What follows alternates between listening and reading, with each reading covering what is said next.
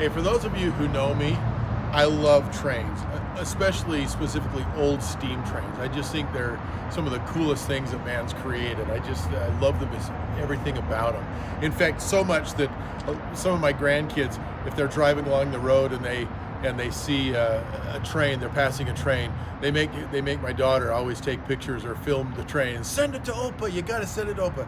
I love trains. I want to talk a little bit about a train. This isn't it behind me. This is the Union Pacific 833, which is a train that was also known as the train with the big elephant ears. And but I want to talk about the Union Pacific Big Boy.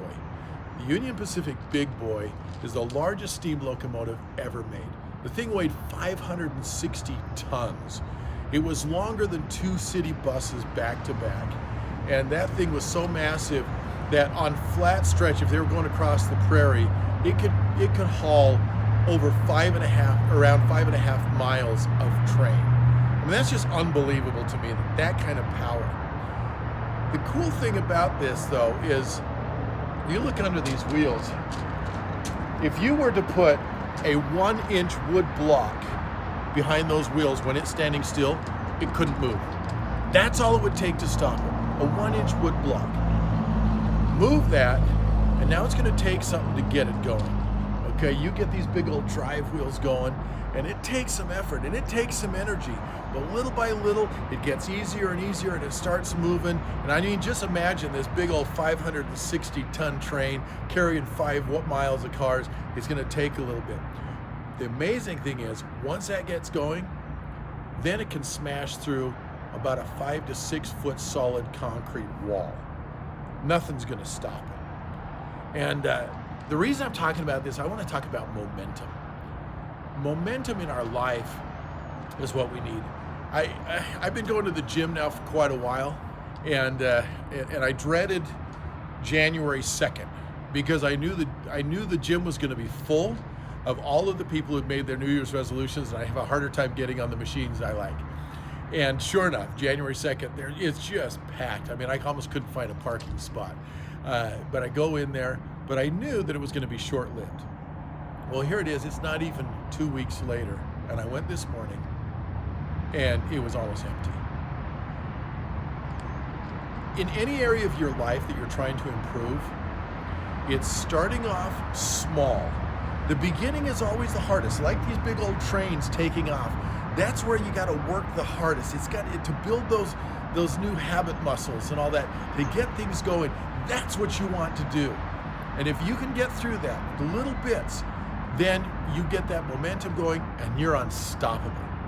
So whether it be fitness, I mean, don't say, all right, New Year's resolution, I'm going to the gym 2 hours a day, 6 days a week. I'm gonna see that, just be ripped. You're gonna see me on the cover of Men's Health magazine, all this stuff. No, don't do that, because you won't last. Set a small goal, set a bite-sized goal. Get in the habit of that, then add to that, then add to that. And then what happens is the momentum grows exponentially. Then you can start doing those longer workouts and all that. Maybe you're trying to grow spiritually. And the idea with there, I used to be a minister in my church, and I would have people coming in talking to me all the time, and they would have their troubles. I said, how close are you to God? And they said, yeah, not real. I don't feel real close. And I said, do you read scriptures at all? And they said, no. I said, man, do 5 minutes. 5 minutes a day. Not much. Anyone can do 5 minutes a day. You do that while your burrito's cooking in the microwave. It doesn't matter, and just do that. And the ones who did it, they got consistent, and their lives were transformed. I just tell a story about fitness. I had an older coach that I had a long time ago, and he told me this story about a client he was working with.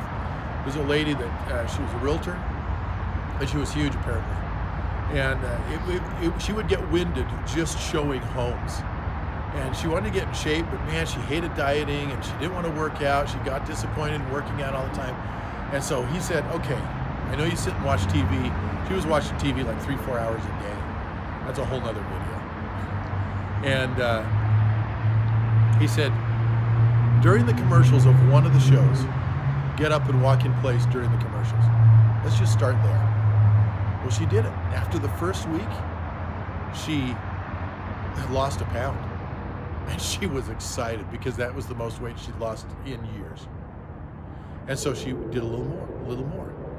By the end of that year, or a year later, she ran a half marathon. The momentum just kept growing. Whether it be your finances, whether it be your business, take the little small steps to get going, but be consistent. Don't give up.